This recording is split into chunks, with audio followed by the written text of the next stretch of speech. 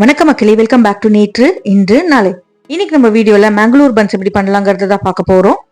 இந்த மேங்களூர் பன்ஸை நீங்க banana buns இல்லைன்னா பனானா பூரின்னு கூட சொல்லலாம். இந்த கர்நாடகா ஸ்பெஷல் டிஷ் பண்றது ரொம்ப ரொம்ப ஈஸி. தொட்டுக்கிறதுக்கு ஒரு தேங்காய் சட்னி இருந்தா போதும், இல்லைன்னா அப்படியே கூட பிச்சு சாப்பிடலாம். இதை நான் எப்படி பண்ணுங்கிறத பாக்குறதுக்கு முன்னாடி நம்ம சேனலுக்கு நீங்க ஃபர்ஸ்ட் டைமா வரீங்கன்னா மறக்காம சப்ஸ்கிரைப் பண்ணுங்க. இந்த பூரி பாத்தீங்கன்னா மைல்ட் ஸ்வீட்னஸோட இருக்கும். அதுல நல்ல ஜீரக ஃபிளேவரோட சாப்பிட்றதுக்கு சூப்பரா இருக்கும். வெளியில பாத்தீங்கன்னா பஃப்டப்பா இருக்கும், உள்ள கிழிச்சு பாத்தீங்கன்னா அவ்வளோ போரஸா இருக்கும். ஏன்னா நம்ம இதை ஓவர் நைட் ஃபர்மெண்ட் பண்ண போறோம். பூரின்னு சொல்லும் போதே உங்களுக்கு தெரிஞ்சிருக்கும், இது ஒரு டீப் ஃப்ரைட் டிஷ் தான். நல்லா சூடா இருக்கும் போதே என்ஜாய் பண்ணுங்க. ஸோ உங்க வீட்டில் வேஸ்ட் ஆகிற மாதிரி ஏதாவது வாழைப்பழம் இருந்தால் டக்குன்னு இந்த டிஷ்ஷை ட்ரை பண்ணுங்க. ஏன்னா இந்த டிஷ்ஷுக்கு நம்மளுக்கு நல்ல பழுத்த வாழைப்பழம் தான் தேவைப்படும். நல்ல கருப்பாகி நீங்க வேஸ்ட் நினைப்பீங்க இல்லையா, அதை வச்சுட்டு இந்த டிஷ் நீங்க பண்ணீங்கன்னா இன்னும் டேஸ்டியா இருக்கும். இப்போ இந்த டிஷ் பண்ணுறதுக்கு நம்ம முதல்ல வாழைப்பழத்தை மசிச்சுக்க போகிறோம். நான் ஒரு 7 சின்ன சைஸ் வாழைப்பழம் எடுத்திருக்கேன், அதாவது மலைப்பழம் சைஸ். நல்ல பழுத்த வாழைப்பழமாக இருந்தால் உங்களுக்கு மசிக்கிறதுக்கு ஈஸியாக இருக்கும்.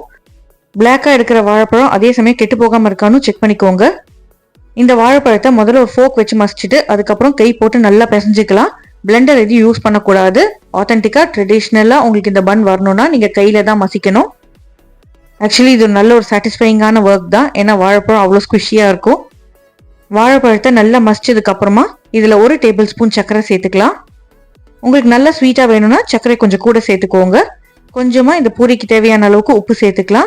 இதுலயே வாசனைக்கு 1 டீஸ்பூன் ஜீரகம், 1/2 டீஸ்பூன் அளவுக்கு குக்கிங் சோடா இல்லைன்னா பேக்கிங் சோடா சேர்த்துக்கோங்க. இப்போ இது எல்லாத்தையும் நல்லா வாழைப்பழத்தோட பிசைஞ்சிக்கலாம். சோடா வாழைப்பழத்தோட ரியாக்ட் ஆகி நல்லா உங்களுக்கு பஃப் ஆகி வரும். ஒரு மாதிரி நுரைச்சி ஆக ஆரம்பிக்கும். நல்லா கை போட்டு பிசைஞ்சதுக்கு அப்புறமா ஒரு 1/4 கப் தயிர் சேர்த்துருங்க. சோடா பார்த்தீங்கன்னா தயிரோட இன்னும் நல்லா ரியாக்ட் ஆகும். நல்லா பீட் பண்ணிக்கோங்க. குறைஞ்சது ஒரு 5 நிமிஷமாவது நல்லா பீட் பண்ணதுக்கு அப்புறமா நம்ம இதில் மாவு சேர்க்க போகிறோம். மாவு பொறுத்த வரைக்கும் மைதா மாவு தான் யூஸ் பண்ணணும். மைதாக்கு பதிலாக நீங்கள் கோதுமை யூஸ் பண்ணிக்கலாம், பட் டேஸ்ட் எப்படி இருக்குன்னு தெரியாது. ஆத்தென்டிக்காக இதில் மைதா மாவு தான் யூஸ் பண்ணுவாங்க. நீங்கள் கோதுமை வச்சு ட்ரை பண்ணியிருந்தா டேஸ்ட் எப்படி வந்ததுங்கிறத எனக்கு கமெண்ட்ஸில் சொல்லுங்கள். இப்போ இதில் நான் 1/2 கப் அளவுக்கு மைதாவை கொஞ்சம் கொஞ்சமாக சேர்த்துக்க போகிறேன். ஃபர்ஸ்ட் ஸ்டேஜில் நான் 1 கப் சேர்த்துக்கிறேன், அதுக்கப்புறமா இன்னொரு 1/2 கப் சேர்த்துக்க போகிறேன். மைதா சேர்த்ததுக்கு அப்புறமா நல்லா பிசைஞ்சு விடுங்க. தண்ணி எதுவும் சேர்க்க வேண்டாங்க, நம்ம பழத்தோட அந்த மாய்ஸ்சர்லேயே பிசைஞ்சிக்கலாம். மைதா போட்டு பிசைஞ்சதுக்கு அப்புறமா உங்களுக்கு ஸ்டிக்கியாக தான் இருக்கும், ஒட்டுற மாதிரி தான் இருக்கும். கவலைப்படாதீங்க, பிசைஞ்சு விடுங்க. பிசு பிசுன்னு இருக்குன்னு கவலைப்படாதீங்க. இதை நம்ம ஓவர் நைட் ஊற வைக்க போகிறோம். அடுத்த நாள் நம்ம இன்னும் கொஞ்சம் ட்ரை ஃப்ளோர் போட்டு பிசையும் போது உங்களுக்கு ஸ்டிக்கினஸ் எல்லாம் போயிடும்.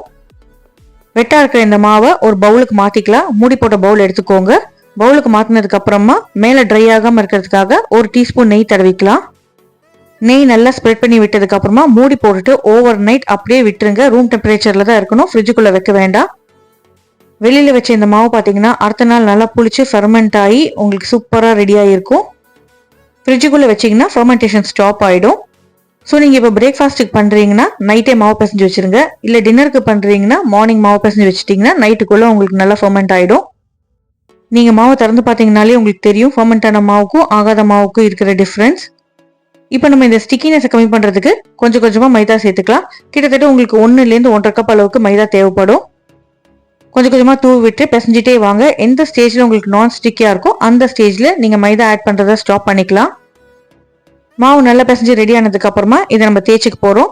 தேய்க்கிறதுக்குமே கொஞ்சமா ட்ரை ஃப்ளோர் தூவிட்டு தேய்ச்சிங்கன்னா உங்களுக்கு ஸ்டிக்கியா இருக்காது. சின்ன பந்த அளவுக்கு மாவு எடுத்துட்டு ட்ரை ஃப்ளோரில் டிப் பண்ணிட்டு அதுக்கப்புறம் கொஞ்சம் திக்காவே நம்ம இதை திரட்டிக்க போகிறோம். ரொம்ப மெலிசா தேய்ச்சிங்கன்னா உங்களுக்கு உப்பாது, கொஞ்சம் திக்காக இருந்தால் தான் அழகாக உங்களுக்கு உப்பி வரும். இந்த மேங்களூர் பன் பொறுத்த வரைக்கும் ரொம்ப பெருசாலாம் இருக்காதுங்க, ஓரளவுக்கு கை சைஸுக்கு தான் இருக்கும். தேய்ச்சி வச்ச இந்த பூரியை நீங்கள் எண்ணெயில் போட்டு பொரிச்சு எடுத்துக்கலாம். எண்ணெயை நல்லா சூடு பண்ணி வச்சுக்கோங்க. அதுக்கப்புறமா ஒரு மாவாக நம்ம தேய்ச்சி எடுத்துட்டு சூடான எண்ணெயில் போட்டுட்டு மேலே அப்படியே பஃப் ஆகி வரும்போது மறுபடியும் ஒரு தடவை எண்ணெயில் டிப் பண்ணி விட்டீங்கன்னா உங்களுக்கு உப்பி வரும். சைடெல்லாம் ஈவன் கலரிங் வரணும்னா நீங்கள் திருப்பி போட்டுட்டே இருக்கணும். 2 பக்கமும் நல்லா ப்ரௌன் கலர் வர வரைக்கும் நம்ம இதை குக் பண்ணிக்கலாம். நம்ம சக்கரை சேர்த்துக்கிறதுனால உங்களுக்கு இதோட கலர் டார்க்காக தான் இருக்கும். உப்பின இந்த பூரி பார்த்தீங்கன்னா உங்களுக்கு நார்மல் சைஸுக்கு அவ்வளோ சீக்கிரம் வராது. நல்லா 2 பக்கமும் கலர் வந்ததுக்கு அப்புறமா எண்ணெயெல்லாம் வடிச்சிட்டு இது நீங்கள் சூடாகவே சர்வ் பண்ணலாம். அப்படியே சாப்பிட பிடிக்கிறவங்க அப்படியே சாப்பிடலாம். சில பேர் சர்க்கரையோட சாப்பிடுவாங்க, சில பேர் பார்த்தீங்கன்னா தேங்காய் சட்னியோட சாப்பிடணும்னு விருப்பப்படுவாங்க. உங்களுக்கு எது பிடிக்குமோ அந்த சைட் டிஷ்ஷோட நீங்கள் இதை என்ஜாய் பண்ணலாம். அவ்வளோதாங்க, சூடான மேங்களூர் பன் ரெடி. ட்ரை பண்ணி பாருங்க, எப்படி இருக்குங்கிறத எனக்கு மறக்காம கமெண்ட்ஸை சொல்லுங்க. நம்ம சேனலுக்கு நீங்க ஃபர்ஸ்ட் டைமா வரீங்கன்னா லைக் பண்ணுங்க, ஷேர் பண்ணுங்க, சப்ஸ்கிரைப் பண்ணுங்க. இன்னும் நல்ல ரெசிபியோட நல்ல வீடியோட நாளைக்கு சந்திக்கிறேன். Until then, take care. Bye bye. Thanks for watching.